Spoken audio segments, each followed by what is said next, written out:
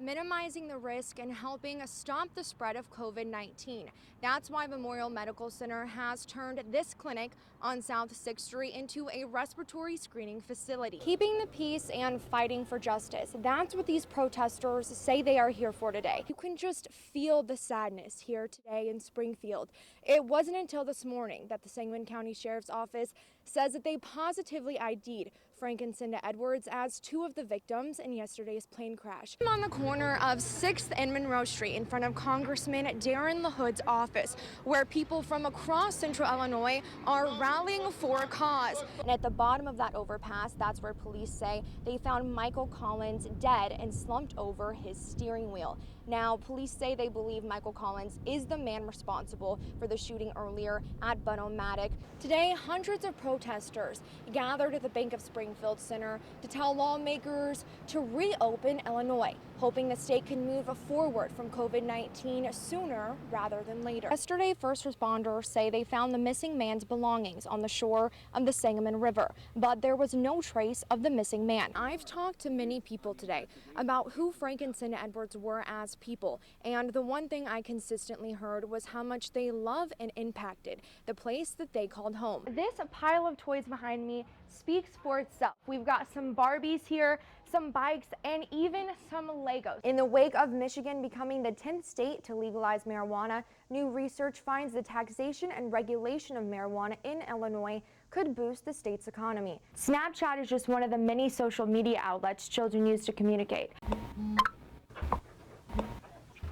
But what they don't know is the pictures they send can have a lasting impact. Memorial Medical Center, along with HSHS St. John's Hospital, just announced this afternoon that they are screening emergency room patients for COVID-19 symptoms. The two cases are not related, but all happened within a week's time, and the suspects are still on the loose. On snowy days, shoveling may be the last thing you want to do, but if you have a fire hydrant like this sitting in your yard, clearing a path around it may help save a life.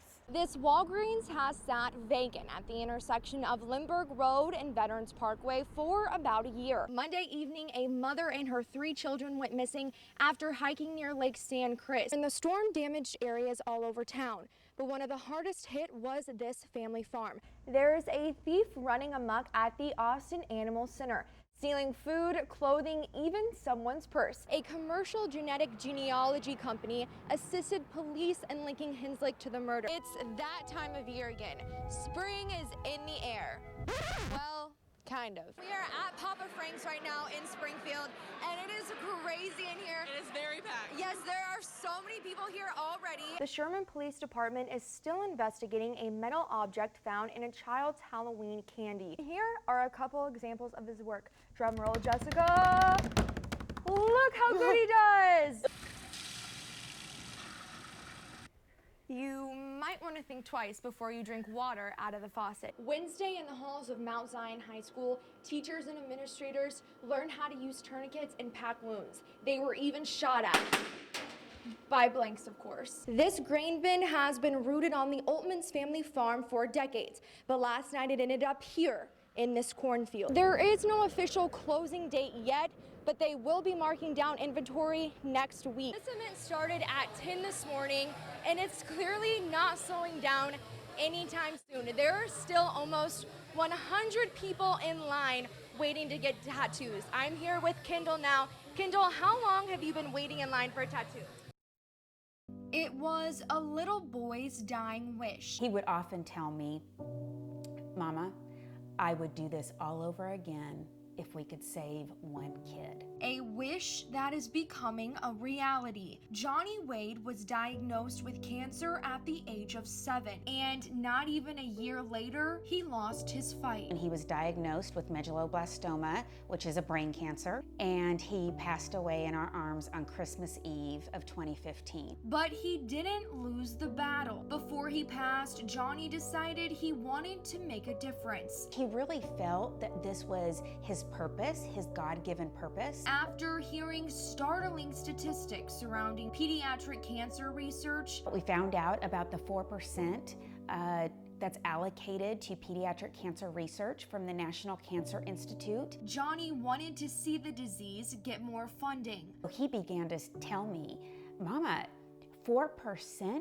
It should be 50-50, 50 for kids, 50 for adults. That's what's right. A new bill authorizes special license plates and license plate decals to raise awareness and funds for pediatric cancer. It's just an honor that this was my very first bill that got passed because it means something to me. Sponsored by State Senator Steve McClure and Representative C.D. Davidsmeyer, the bill was signed into law by the governor this week.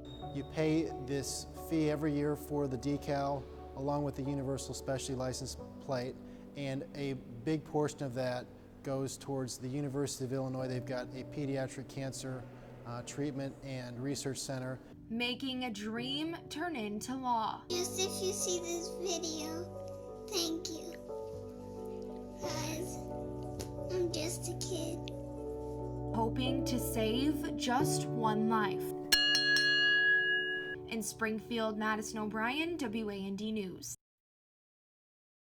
Usually, you're everyday driving, you're following the speed limit. You're stopping at stop signs, you're following all the rules of the road. Here, you're trying to push your limits.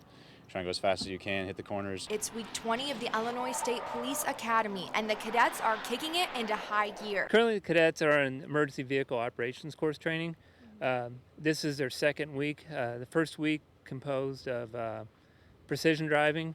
This week is highway response, higher speed response driving. All 59 remaining cadets must pass a driving test that's much different than the one they took when they were 16. Test day, what they'll be graded on is making sure they put their wheels in the white boxes or their apex boxes, staying within the outer fog lines, not excessively braking, not excessively oversteering.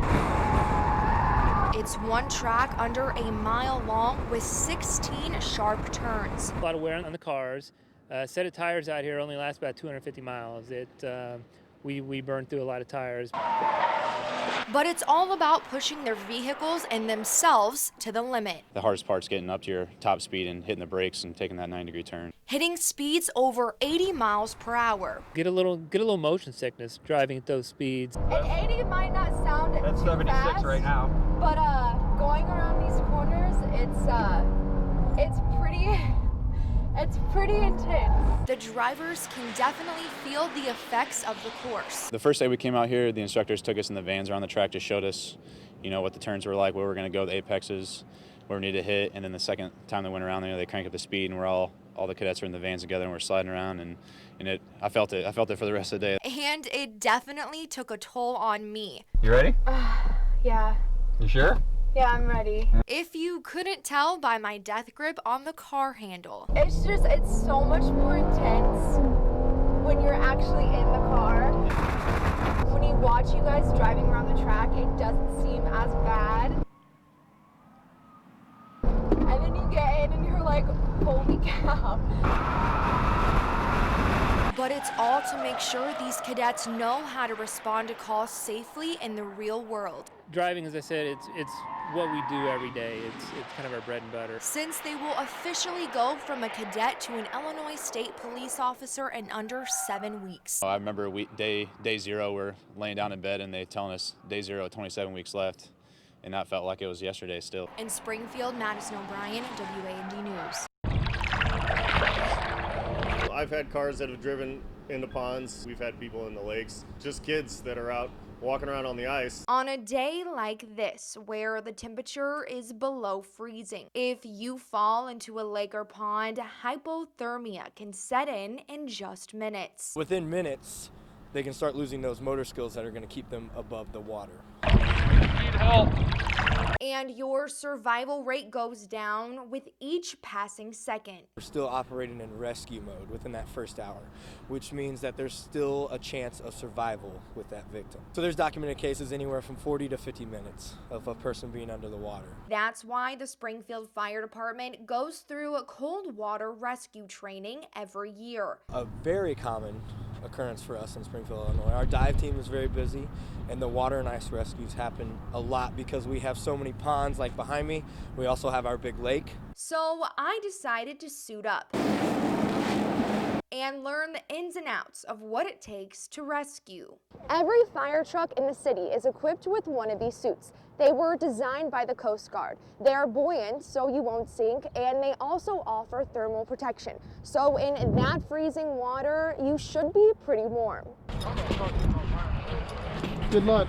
It's hard to swim in them. This is a challenge for everyone. We have a noodle on the rope that goes around the victim.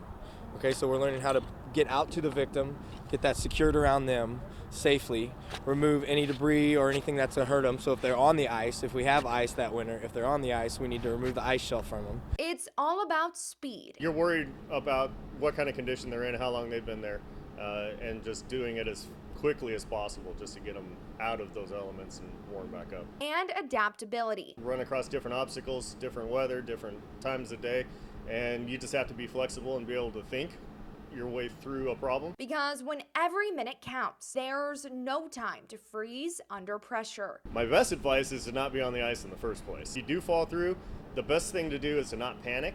I know it's hard because it's cold and you're scared, but to try and save your strength and your body heat as much as you can. Just grab onto the ice and just float and just start yelling for help, trying to call out and get someone's attention. In Springfield, Madison O'Brien, WAND News.